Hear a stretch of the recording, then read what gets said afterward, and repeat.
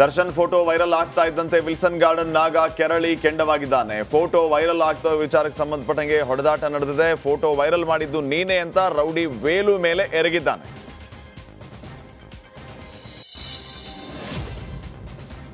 Wilson garden ನಾಗನಿಂದಲೇ ದರ್ಶನ್ಗೆ tension ಶುರುವಾಗಿದೆ. Boss ನಾನಿದ್ದೀನಿ ಅಂದವನಿಂದಲೇ ಕಂಟಕ ಎದುರಾಗಿದೆ.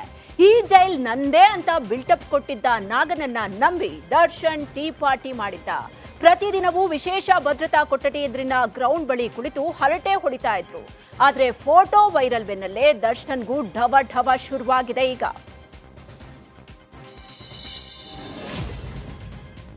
ಆನೇಕಲ್ನ ಪರಪ್ಪನ ಅಗ್ರಹಾರ ಜೈಲ್ಗೆ ಪರಮೇಶ್ವರ್ ಭೇಟಿ ನೀಡಿದ್ರು. ಗೃಹ ಸಚಿವ doctor G Parameshwar, DG IGP Alok Mohan ಸಾಥ್ ನೀಡಿದ್ರು. ದರ್ಶನ್ ಫೋಟೋ ವೈರಲ್ ಆದ ವಿಚಾರಕ್ಕೆ ಜೈಲು ಅಧಿಕಾರಿಗಳ ವಿರುದ್ಧ ಪರಮೇಶ್ವರ್ ಸಿಡಿಮಿಡಿಗೊಂಡ್ರು. ಕರ್ನಾಟಕದಲ್ಲಿ ಸರ್ಕಾರವೇ ಇಲ್ಲ ಅಂತ ಮಂಡ್ಯದಲ್ಲಿ ಕೇಂದ್ರ ಸಚಿವ ಕುಮಾರಸ್ವಾಮಿ ಕಿಡಿಕಾರಿದ್ದಾರೆ. ಜೈಲಲ್ಲಿ ವಿವಿಐಪಿ ವ್ಯವಸ್ಥೆ ಹಿಂದಿನಿಂದಲೂ ನಡೀತಾ ಇದೆ. ಹಿಂದೆ ಡಿಜಿ ಡಿಸಿಪಿ ನಡುವೆ ದೊಡ್ಡ ಗಲಾಟೆ ಆಗಿತ್ತು. ಈಗ ದರ್ಶನ್ ವಿಚಾರದಲ್ಲಿ ಅದು ಪ್ರಚಾರಕ್ಕೆ ಬಂದಿದೆ ಅಂತ ಹೇಳಿದ್ರು. ಸರ್ಕಾರ ಕೈದಿಗಳನ್ನ ಸ್ಥಳಾಂತರ ಮಾಡೋ ಪ್ಲಾನ್ ಮಾಡ್ತಾ ಇದೆ. ಆದ್ರೆ ಈ ಸರ್ಕಾರದ ಮೇಲೆ ಜನರಿಗೆ ನಂಬಿಕೆ ಇಲ್ಲ ಅಂತ ಸರ್ಕಾರದ ವಿರುದ್ಧ ಆಕ್ರೋಶವನ್ನ ಹೊರಹಾಕಿದ್ರು. ಈ ಸರ್ಕಾರದ ಮೇಲೆ ನಂಬಿಕೆ ಎಲ್ಲಿಂದ ಬರಕ್ಕೆ? ಸರ್ಕಾರ ಇದೆಯಾ ರಾಜ್ಯದಲ್ಲಿ?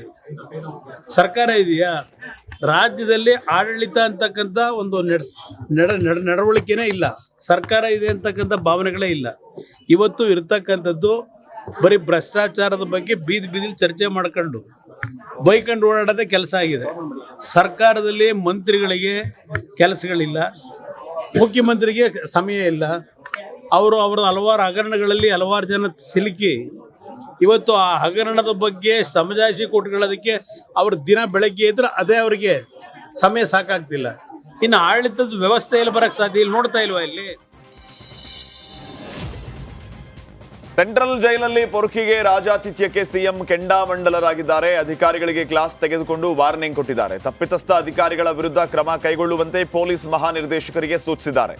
ರೌಡಿ ಗ್ಯಾಂಗ್ನ ಬೇರೆ ಬೇರೆ ಜೈಲ್ಗೆ ಶಿಫ್ಟ್ ಮಾಡುವಂತೆ ಸೂಚಿಸಿದ್ದಾರೆ. ಇಲ್ಲ, ಪರ ಏನೂ ಇಲ್ಲ, ವಿರೋಧನೂ ಇಲ್ಲ.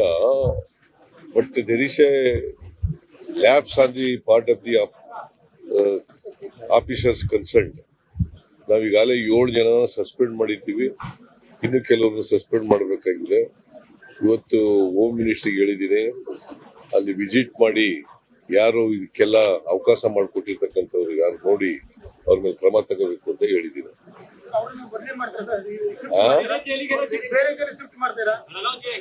ಅದನ್ನು ಕೂಡ ಯೋಚನೆ ಇದೆ, ಬೇರೆ ಕಡೆ ಶಿಫ್ಟ್ ಮಾಡಿ. ಪರಪ್ಪನ ಅಗ್ರಹಾರದಲ್ಲಿರುವ ದರ್ಶನ್ಗೆ ರಾಜಾತಿಥ್ಯ ನೀಡಿದ ವಿಚಾರ ರಾಜ್ಯದಾದ್ಯಂತ ಸಖತ್ ಸದ್ದು ಮಾಡ್ತಾ ಇದೆ. ಈ ಬಗ್ಗೆ ಎಚ್ಚೆತ್ತ ಗೃಹ ಇಲಾಖೆ ಜೈಲಿನ 9 ಅಧಿಕಾರಿಗಳನ್ನ ಅಮಾನತು ಮಾಡಿದೆ. ಈ ಬಗ್ಗೆ ಸ್ಪಷ್ಟನೆ ನೀಡಿದ ಗೃಹ ಸಚಿವ doctor G Parameshwar, jailer Sharanabasappa Thippeswamy, Srikanth Talwar, head warder Venkappa Korthi, Mallikarjuna Swamy, Sheshamurthy ಕೂಡ ಅಮಾನತು ಮಾಡಲಾಗಿದೆ. ಇವರನ್ನ ಪರಪ್ಪನ ಅಗ್ರಹಾರದ ಜೈಲಿನಲ್ಲಿ ಏನು ಇನ್ಸಿಡೆಂಟ್ ನಡೆದಿದೆ ಅದರ ಬಗ್ಗೆ ಈಗಾಗಲೇ ಕ್ರಮ ತಗೊಂಡಿದ್ದೇವೆ. ಇನ್ಸಿಡೆಂಟ್ ಆಗಿರ್ತಕ್ಕಂಥದ್ದು ನಮಗೆಲ್ಲ ಗೊತ್ತಾದ ಮೇಲೆ ಅದಕ್ಕೆ ತನಿಖೆಯನ್ನು ಮಾಡಿ 7 ಜನ ಅಧಿಕಾರಿಗಳನ್ನು ಈಗಾಗಲೇ ಸಸ್ಪೆಂಡ್ ಮಾಡಿದೆ.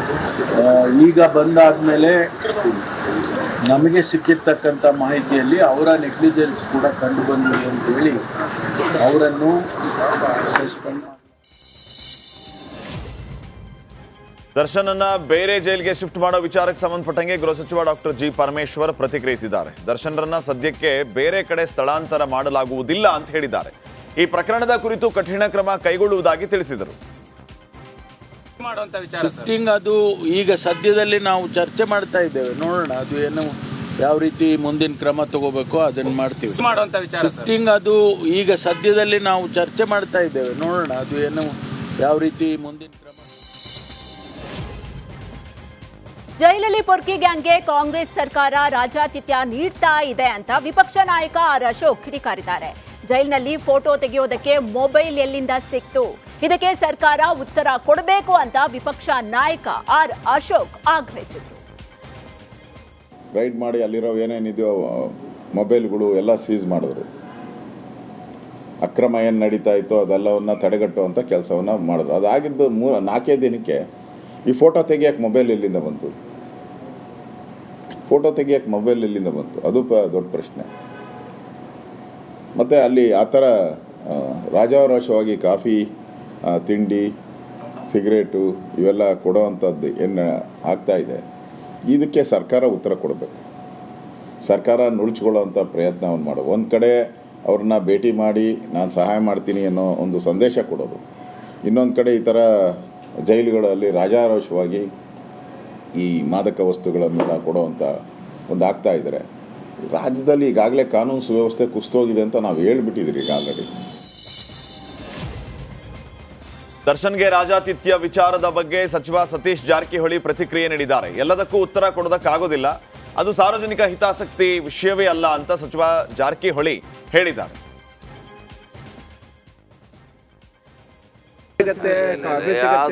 ಜೈಲ್ನಾಗ ದರ್ಶನ್ಗೆ ಅದನ್ನೆಲ್ಲ ಏನು ನಾವು ಹೇಳೋದೇನು ಅದೆಲ್ಲ ಜೈಲ್ನಾಗ ಅವನ್ನ ಕೇಳೋದಿಲ್ಲ. ಎಲ್ಲ ರೀತಿಯ ಸವಲತ್ತುಗಳು ಸಿಗತ್ತವ ಸರ್. ಎಲ್ಲದಕ್ಕೂ ಉತ್ತರ ಕೊಡೋದಾಗೋಲ್ಲ. ಅದು ಪಬ್ಲಿಕ್ ನ್ಯೂಸು ಅಲ್ಲ ಅಥವಾ ಸಾರ್ವಜನಿಕ ಹಿತಾಸಕ್ತಿನೂ ಅಲ್ಲ. ಅದು ಆ ಇಲಾಖೆಗೆ ಸಂಬಂಧಪಟ್ಟ ವಿಷಯ. ಅದು ಏನು ದೊಡ್ಡ ರಾಜ್ಯದ ಜೊತೆ ಚರ್ಚೆ ಮಾಡುವಂಥದ್ದು ಅವಶ್ಯಕತೆ ಇಲ್ಲ. ಆನೇಕಲ್ನ ಸೆಂಟ್ರಲ್ ಜೈಲಲ್ಲಿ ಕಾಸಿದ್ದೋನೆ ಬಾಸು ಅನ್ನೋ ಚರ್ಚೆ ಜೋರಾಗಿದೆ. ಇದೇನು ಜೈಲ, ಭ್ರಷ್ಟಾಚಾರದ ಗೂಢ ಅನ್ನೋ ಅನುಮಾನ ಕೂಡ ಕಾಡ್ತಾ ಇದೆ. ದರ್ಶನ್ ಮಾತ್ರ ಅಲ್ಲದೆ ಬೇರೆ ಕೈದಿಗಳಿಗೂ ಐಷಾರಾಮಿ ಭಾಗ್ಯ ಸಿಗ್ತಾ ಇದೆಯಂತೆ. ಪರಪ್ಪನ ಅಗ್ರಹಾರದ ಒಳಗೆ ದೊಡ್ಡ ನೆಟ್ವರ್ಕ್ ಇದೆಯಂತೆ. ಅಧಿಕಾರಿಗಳು ಫೋನ್ ಪೇನಲ್ಲಿ ಹಣ ಹಾಕಿಸ್ಕೊಂಡು ಸಿಗರೇಟ್ ಬಾಡೂಟದ ಭಾಗ್ಯವನ್ನ ಕರುಣಿಸ್ತಾ ಇದ್ದಾರಂತೆ. ಕಾಸು ಕೊಟ್ರೆ ಅಡುಗೆ ಕೂಡ ಅಲ್ಲಿ ಮಾಡ್ಕೊಳ್ಬಹುದಂತೆ. ಪರಪ್ಪನ ಅಗ್ರಹಾರದ ಕರ್ಮಕಾಂಡ ಒಂದೊಂದೇ ಬಯಲಾಗ್ತಾ ಇದೆ. ಜೈಲು ಅವ್ಯವಸ್ಥೆಯ ಬಗ್ಗೆ 3 FIR ದಾಖಲಾಗಿದೆ. ಜೈಲಿಗೆ ಭೇಟಿ ನೀಡಿದ ಡಿಜಿಪಿ ಮಾಲಿನಿ ಕೃಷ್ಣಮೂರ್ತಿ ಈ ಬಗ್ಗೆ ಮಾಹಿತಿಯನ್ನ ನೀಡಿದ್ದಾರೆ. ವೈರಲ್ ಆಗಿರುವ ಫೋಟೋದಲ್ಲಿ ಕಂಡು ಬಂದಿರುವಂತಹ ಕಾಫಿ, ಸಿಗರೇಟ್, ಕುರ್ಚಿಗಳನ್ನ ಯಾರು ಕೊಟ್ರು ಅಂತ ಕೂಡ ದೂರು ದಾಖಲಾಗಿದೆ. ಒಂದು FIR ನಲ್ಲಿ ಅದು ಮೊಬೈಲ್ ಫೋನ್ ಬಳಕೆ ಬಗ್ಗೆ ಒಂದು FIR ಆಗ್ತಾ ಇದೆ. ಮತ್ತೆ ಸಿಗರೆಟ್ ಅಂಡ್ ಅದರ್ ಐಟಮ್ಸ್ ಯಾವುದು ಒಳಗೆ ಬಂದಿದೆ ಅಂತ ಅದರ ಬಗ್ಗೆ ಒಂದು FIR ಆಗ್ತಾ ಇದೆ. ಮತ್ತೆ ಪ್ರಿಸನ್ ಇದು ಓಪನ್ ಮಾಡಿ ಸಾಗಿಸಿದ್ದಕ್ಕೆ 3ನೇ FIR ದಾಖಲಾಗ್ತಾ ಇದೆ. Once the FIR is large, you will get to know all the details. ಇದೆಲ್ಲ ಇದೆ, ಇನ್ಕ್ಲೂಡಿಂಗ್ ಪ್ರಿಸನ್ ಆಫೀಸರ್ಸು ಮತ್ತು ಯಾರ್ಯಾರು ಅವ್ರು ಬಳಕೆ ಮಾಡಿದ್ದಾರೆ ಅವರ ಹೆಸರು ಇದೆ. ನಮಗೆ ಮೇಲ್ನೋಟಕ್ಕೆ ಕಾಣಿಸಿದ್ದು ಇದೆ. ಅದಕ್ಕೋಸ್ಕರ ಮತ್ತೆ ಒಂದು ಸೀನಿಯರ್ IPS ಅಧಿಕಾರಿಗಳಿಂದ ಒಂದು ತನಿಖೆ ಆಗತ್ತೆ. ದರ್ಶನ್ಗೆ ರಾಜಾತಿಥ್ಯ ನೀಡಿದ ಹಿನ್ನೆಲೆ ಜೈಲಿನ ಹಿರಿಯ ಅಧಿಕಾರಿಗಳನ್ನ ವರ್ಗಾವಣೆ ಮಾಡುವುದಾಗಿ ಗೃಹ ಸಚಿವ ಪರಮೇಶ್ವರ್ ಸ್ಪಷ್ಟನೆಯನ್ನ ಕೊಟ್ಟಿದ್ದಾರೆ.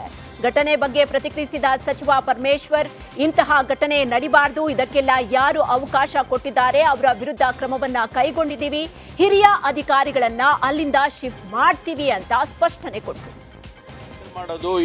ಆಮೇಲೆ ಸೀನಿಯರ್ ಆಫೀಸರ್ಸ್ ಯಾರಿದ್ದಾರೆ ಅಲ್ಲಿ, ಸೂಪರ್ಡೆಂಟ್, ಜೈಲ್ ಸೂಪರ್ಡೆಂಟ್ ಇರ್ಬೋದು, ಅದಕ್ಕಿಂತ ಸೀನಿಯರ್ಸ್ ಇರ್ಬೋದು, ಅವ್ರನ್ನೂ ಕೂಡ ಅಲ್ಲಿಂದ ಟ್ರಾನ್ಸ್ಫರ್ ಮಾಡ್ತೇನೆ. ಅಲ್ಲಿಂದ ಶಿಫ್ಟ್ ಮಾಡಿ ಬೇರೆಯವ್ರನ್ನ ಹಾಕೋದಕ್ಕೆ ಈಗಾಗಲೇ ನಾನು ವರದಿ ಬಂದ ತಕ್ಷಣ ಅವ್ರ ಮೇಲೂ ಕೂಡ ಕ್ರಮ ತಗೊಳ್ತೀವಿ. ಯಾಕೆಂದರೆ ಪದೇ ಈ ರೀತಿ ಆಗಬಾರ್ದು.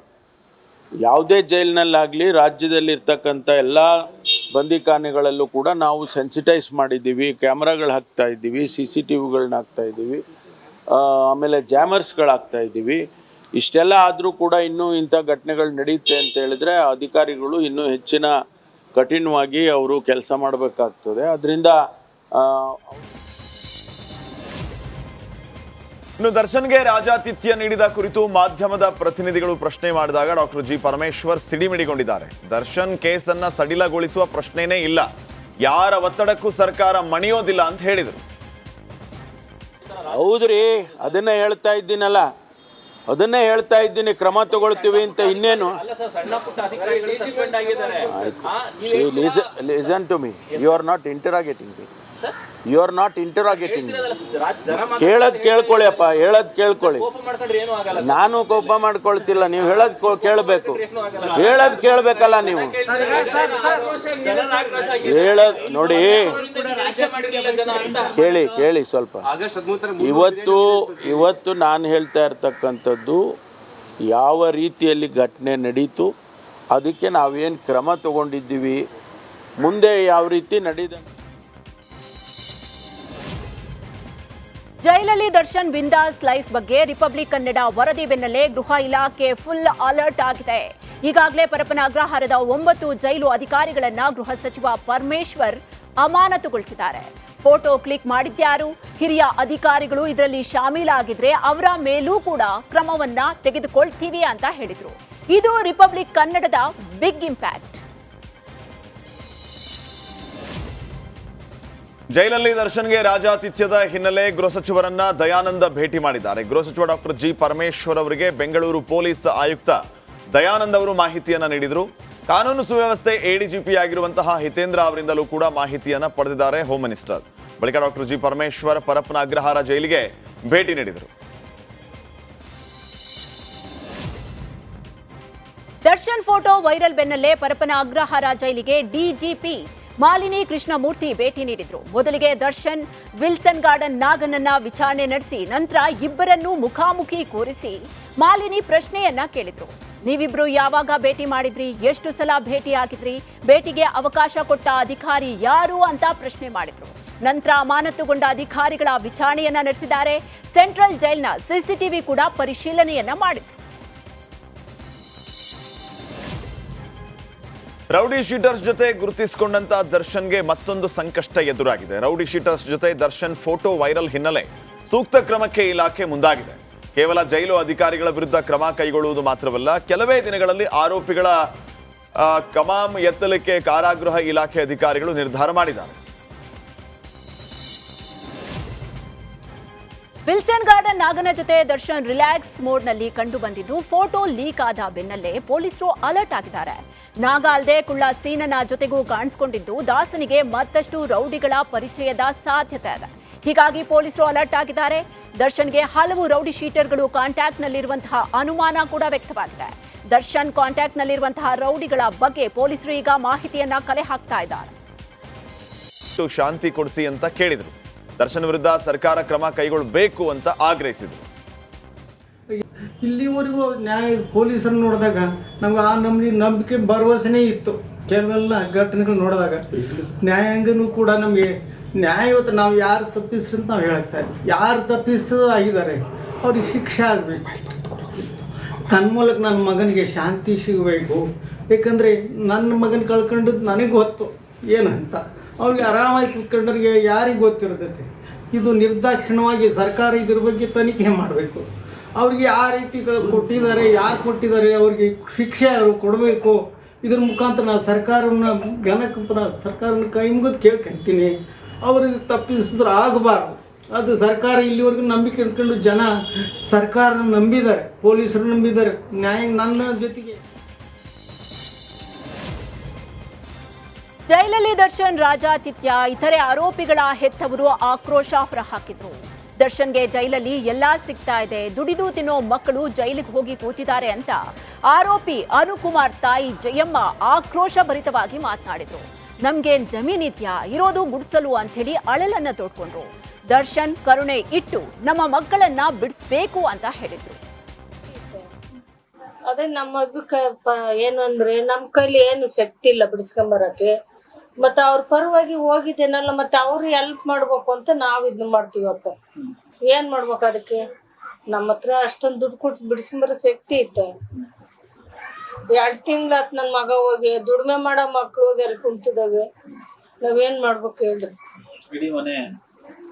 ನಮ್ಮ ಪರಿಸ್ಥಿತಿ ಹೇಳಿದ್ರೆ ನಾವೇನು ನೋಡೋದ್ ಕಣ್ಣಿ ಹಿಂಗೈದಿವಿ ಅಷ್ಟೇ.